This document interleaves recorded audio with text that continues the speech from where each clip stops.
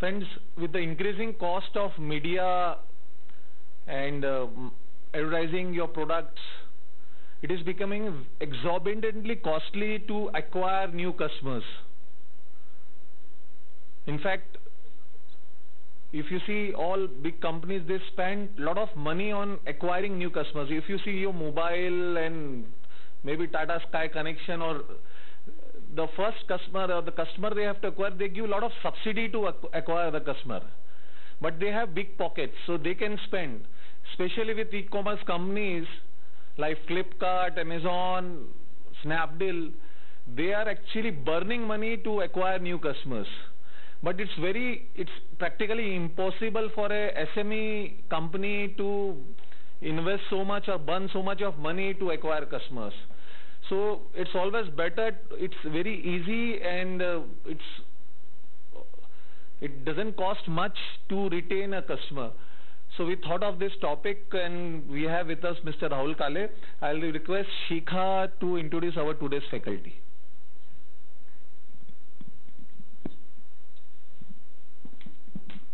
Thank you so much, Akash. It gives me immense pleasure to introduce our speaker for the day, Mr. Rahul Kale, co-founder Iraya. Rahul was inspired to create Iraya during his stay in France, where he met several business leaders who had taken traditional concepts and transformed them to create iconic contemporary brands. It was just after his MBA at the renowned HEC School of Management in Paris that he realized that he could use the same philosophy to transform a 30-year-old family business where they used to manufacture cosmetics. With an immense respect and belief in traditional Indian system of healing, Ayurveda, he established a team consisting of cosmetic chemists, Ayurveda doctors, botanists, and fragrance specialists, and thus began a 3-year effort with a simple mission to make Ayurveda relevant to the aesthetic sensibilities of a modern consumer without diluting its core principles. Starting with supplying products to 2 spas in 2006, Park Hyatt Goa and JW Marriott Mumbai, Iraya is now present at over 110 premium spas in the country and is well regarded in the industry for its product quality and consistency. He has also conducted training programs and seminars related to cosmetology and wellness at several spas and hotels, both in India and abroad, and has addressed several industry conferences since 2010. Rahul was instrumental in establishing the Greenfield Iraya factory, which started in 2012 and has been recognized as having set new standards in the manufacture and quality control of Ayurveda and natural products. Rahul is now focusing on growing Iraya in the retail space and also expanding to international markets. I now request our chairperson, Mr. Akash Agrawal, to kindly welcome our guest, Mr. Rahul Kale, with floral compliments.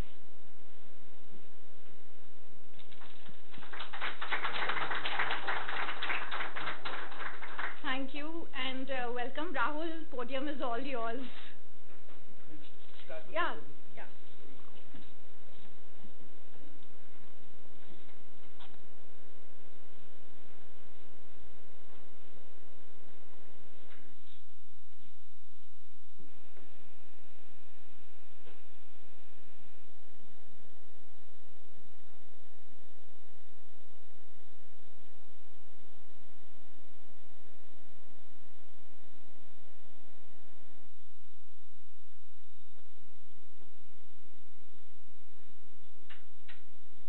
Okay, good evening, friends. This is actually a topic which is quite dear to me, because when I started my career, within our family, we have an automobile dealership also, and at that time, the whole automobile scenario was changing. I was just a young trainee. I'm talking about 96, 97 at that time. The whole dynamics of the industry were changing. From becoming a seller's market, it was becoming a buyer's market. A lot of international companies were coming in at that time. At that time, we started a dealership of Ford. And it was a very interesting learning experience, because these were hardcore selling people who came and they were really taken aback with the market in India, where the dealer is considered like a king, and the customer was supposed to come and line up outside the dealer's thing, and they were really taken aback with all this. And they said, no, no, no, you need to completely break down all the stereotypes and the mindset that you have of the past and start thinking about this afresh. So Customers for Life was a program of the Ford Motor Company, where they try to calculate that what is the lifetime value of one customer with you, and for developing and nurturing this relationship, what you need to do. So I'm going to talk about a little bit about that, but the same concept, the same principles are actually valid in any industry. So we'll talk about how we can calculate the lifetime value of a customer and why it's so important. First of all, let's think as a consumer, as a business owner, how do we calculate return on investment for anything? Supposing we are doing a campaign, we are doing an advertising campaign, or we are doing a campaign on social media, which a lot of us are now involved in. We normally do the campaign, say we spend an X amount of money. After 2 weeks or 3 weeks, we'll calculate how many customers have come, made a purchase with that, how many new customers we've acquired, and we will think that that is the end of it. And we try and calculate the return on investment based on that. That is the traditional way of thinking. The correct way, or the new way to calculate ROI, is to look at the lifetime value of a customer. Lifetime value of a customer is very simple. I mean, there are very complicated formulas and formulations to reach this, but we have to just look at it very simply. It is the value of the customer, the repeat purchases that the customer makes through the course of the lifetime of the customer. A lot of companies have realized this, and a lot of companies have based their business model only around that. They spend very little money on acquiring new customers. The major focus and the major activities are all driven towards retention of existing customers and increasing the sale to these customers. How do they do it? We will see in the course of this presentation. So very simply, it's a slight change in mindset. When we are investing something, we are looking at the long-term returns on this investment. We are not looking at it as a one-off transaction. We are looking at the long-term things of it. So actually, the formula for calculating customer lifetime value is this. But thankfully, we will not get into it today, because even I have not understood what this is. This is how it's calculated. But basically very simple. It's very simple. Lifetime revenue of the customer, it's the total lifetime revenue. So if you're looking at automobiles, say we assume that a customer will, from the start to the end, a customer would own, say, 12 to 15 cars during the lifetime of the customer. It's that minus the operating expenses, the cost of acquiring that customer, delivery and implementation costs, obviously, and that's how you get the lifetime value of the customer. But it's not so simple, because if you see, the cost of acquiring the customer is a one-off cost. It's just your cost at the beginning. After that, your cost of acquisition is done. It is so if the same customers keep buying from you again and again, it is giving you a much higher return. It's giving you much higher profits. Let's think about it from as consumers. How often do we like to go to a familiar retailer or to a familiar brand which we've had a good experience with, rather than going and shopping around for newer things? Instinctively, we are bound to go to the same place. If it's a small purchase, we don't even bother to check the price at the other place. Typically, we just go there, we'll check it, buy it, good service, good product, buy it. So as a consumer, we are very much prone to going back to the same company, the same brand, the same retailers, and the same salesperson also, from which we've had a good experience. So let's try and look at what other benefits there can be if we retain our existing customers. How does our profit increase even further? Can you tell me some other ways? I mean, obviously one is the repeat purchase of the customer, but what are the other benefits of having loyal, retained customers with you? In terms of bottom line, I'm only talking about in terms of bottom line. Mouth publicity, very good. What does mouth publicity give you? Referrals. Increase sales through referrals. Yeah? Yes, that we've already discussed. Your acquisition cost is a one-off cost. You've done that in the first investment. After that, you don't have to keep repeating that expense again and again.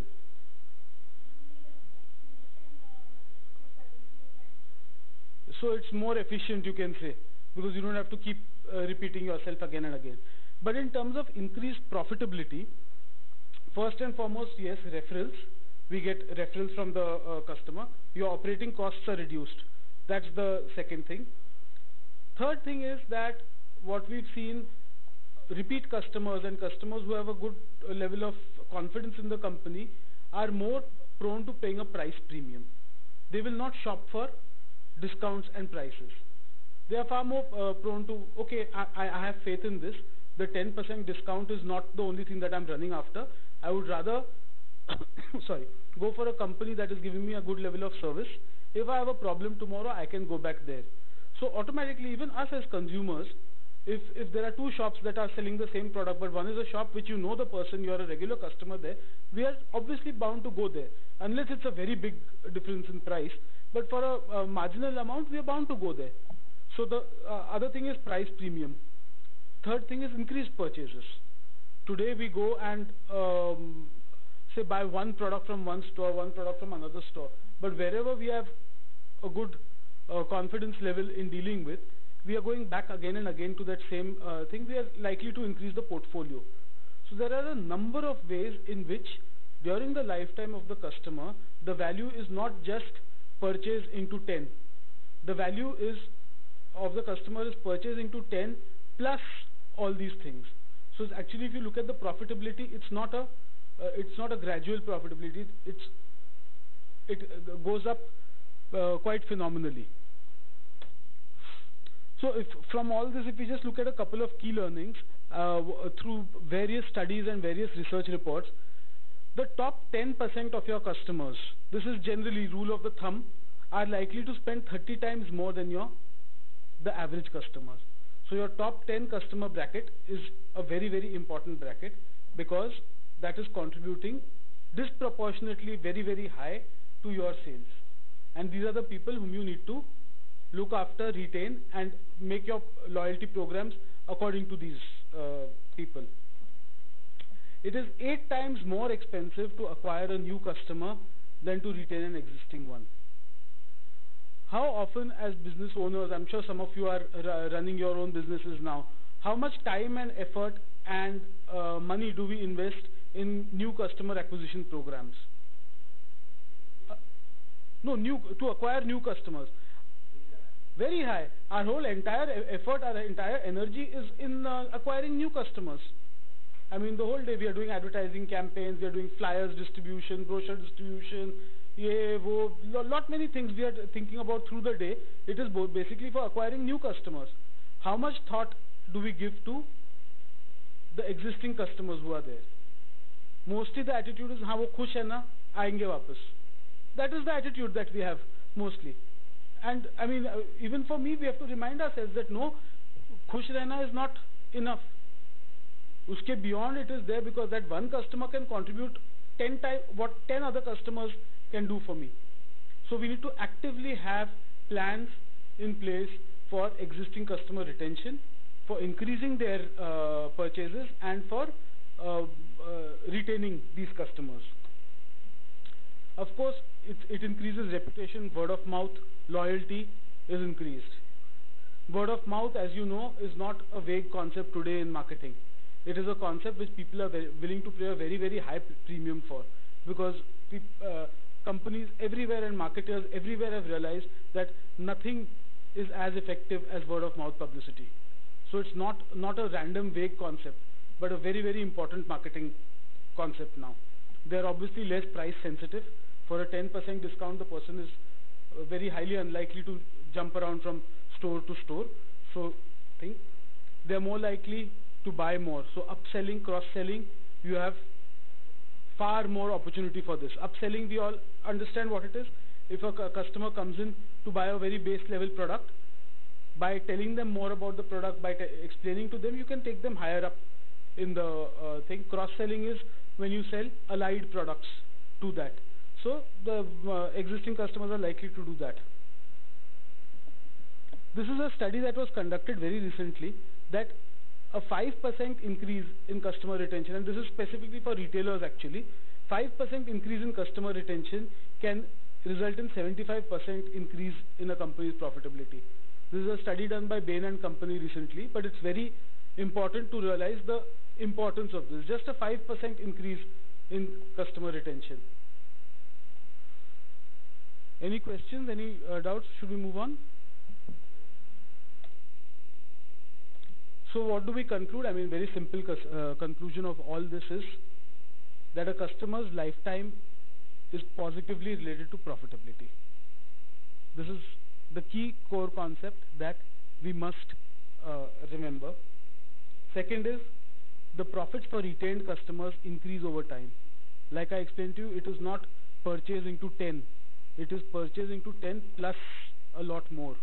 It can contribute to hell of a lot more than what we anticipate. So we had actually tried to see that how these concepts can be translated to the organization. At the base level, at the employee level, very often the goals are very short term. आज का target क्या है, complete करना है, या month का target क्या है, complete करना है. Beyond that, we are not thinking. But even for sales people, I mean, we tried to explain this to them, and this was a very important revolution when they realized this, that say in a place like Nagpur, where we have one dealership of a brand and one showroom of a brand, very often the customers develop a personal relationship with the salesperson. They develop a very personal relationship. And when the person moves from store to store, the customer is likely to move with the salesperson. So lifetime is not just about the brand. Lifetime can be about a salesperson also. How do you inculcate this culture into team members? So I'll just quickly summarize a couple of things, activities and concepts that we did through training for the salespeople and other workers. First is that you need to reward your customer. You need to thank adequately for making the purchase. You need to follow up. You need to acknowledge that the customer and the purchase that they are making is important to you and important to the organization. Service has to be top-notch, and troubleshooting. Pay attention to small details. This is again the thing. If the customer says something, even if it's very small, you need to pick up on that and understand that, because that could potentially become something much, much larger in due course. Another concept that we tried very hard to drive into the company, typically what we see whenever we make a purchase, which is a very aggressive purchase, aggressive sell, and the goal is very short term, over promise. Ye bhi hoga, wo bhi hoga, ye bhi hoga, and when you finally buy the product, it doesn't deliver, it fails to deliver. So are you likely to go back to that company or to that product? No, because I mean, you've lost that customer for life if you've over-promised and under-delivered. So the core principle in this is that you need to under-promise and over-deliver. Only then is that customer likely to be retained, and only then is the customer likely to come and make a repeat purchase with you. Again, never make a promise you cannot deliver. This is one of the key reasons why customers tend to leave after making purchases. So all these concepts we try to drive in, that the sale you are making is not a short-term sale which you need to make and close. It is a relationship that you are building with the customer. And why that relationship is important, we've already seen that. Be accessible, be credible. This is to say that when the salespeople are following up with the customers, they need to stay in touch. Obviously, over follow-up is not what we are looking at. Nowadays, we've seen that people are getting very, very irritated with multiple cold calls, multiple things. I mean, today Truecaller tells you how many, whether it's from a spam number, not from a spam number, whatever it may be. So you need to maintain a nice, a good, comfortable level of follow-up with the customer. Do things as per the customer's convenience, not yours. Don't use jargon. This is typical, because in a lot of these multinational companies, they come and they start, during the training programs, they'll start shooting terms, STPT and DPMP and all this. And obviously the salespeople are not that well exposed, so they pick up these terms immediately and they start bombarding the customer with these terms. It has no relevance to the customer unless and until they understand what exactly it is.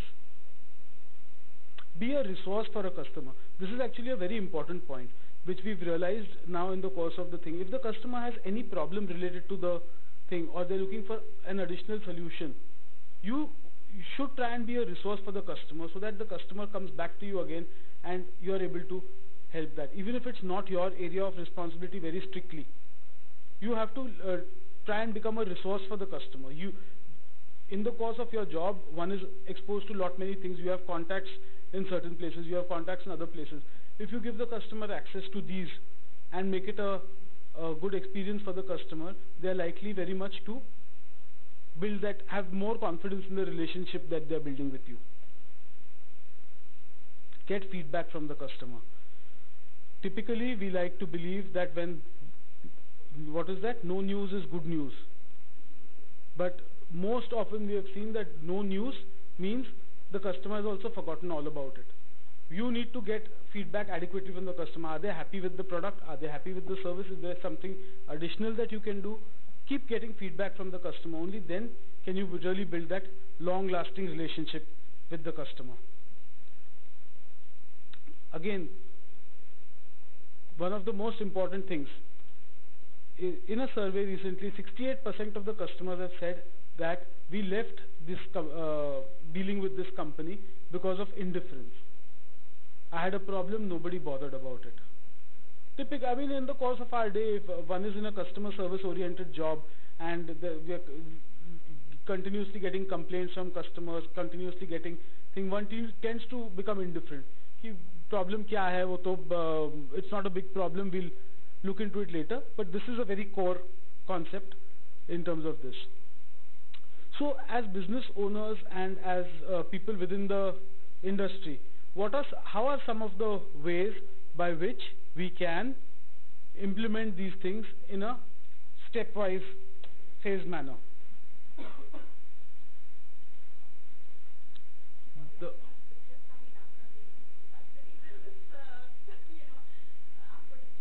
नहीं ठीक है.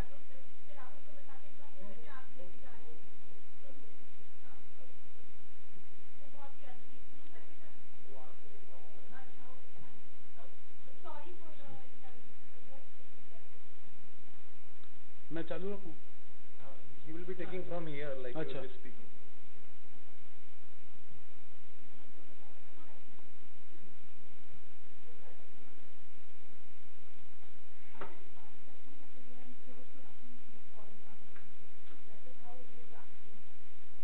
Okay, I'll just continue. We spoke about that the top 10% of your customers are giving you an average sale which is 30 times of the average customers. As an organization, what every organization needs to do is that you need to segregate your customers as per tier. One of the most effective ways of doing this is frequent flyer programs of airlines. Every airline tries to ensure that they give top class service to the customer. That is the name of their business. But they have this gold tier, silver tier, platinum tier is even above that. And they give a much higher level of service, a much higher level of experience to the customers who are in that tier.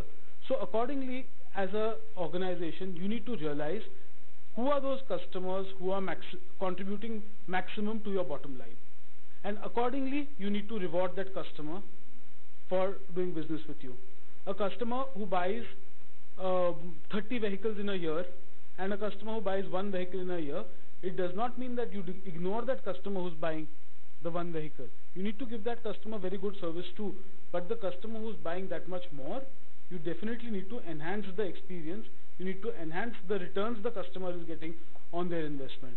So segregate your customers accordingly and have active programs for them, because those customers who are already in the higher price, in the higher purchase band, they are likely to even increase their sale further. And these are the guys who are going to be your lifetime customers and contribute to the lifetime sale of your company. So you need to segment the data and create retention plans accordingly. How many of us shop online? A lot of people are shopping online now. Have you ever experienced this, that as you purchase more and more from the same website, you are getting more rewards from them? One is the loyalty points that you get. Okay, that is directly linked to how much purchase you are making. But they also have loyalty cards, and the loyalty cards keep increasing with the value of purchase. I know Jabong is one company which was doing that in the past. They had this elite tier and second elite tier, etc. A lot of companies have learned this very well. Now Titan Industries also has implemented this very, very strongly, where they have different tiers of customers, and for those different tiers of customers, they have different service experience. You might give, say, for the customers who come in the absolutely premium category of your company, you might have discounts on servicing. You might have free service camps for them. You might have a thing like in Tanishq, for example, they have, whenever there is a sale or a offer going on at the company, the first 2 days of that offer are only open to the customers who come in the top tier of their loyalty program. So what happens is that those customers can only come and make a purchase during those 2 days. So the customer feels that, oh, this is a special thing for us, we are rewarded, it's an additional thing. They get the maximum selection and they get the highest discounts. They might give them 1% extra or 0.5% extra or something like that. So accordingly, for any company, regardless of what you are selling, if you categorize your customers accordingly and then make plans to reward them accordingly, you are more likely to build a relationship and maximize the returns for your company in the long run.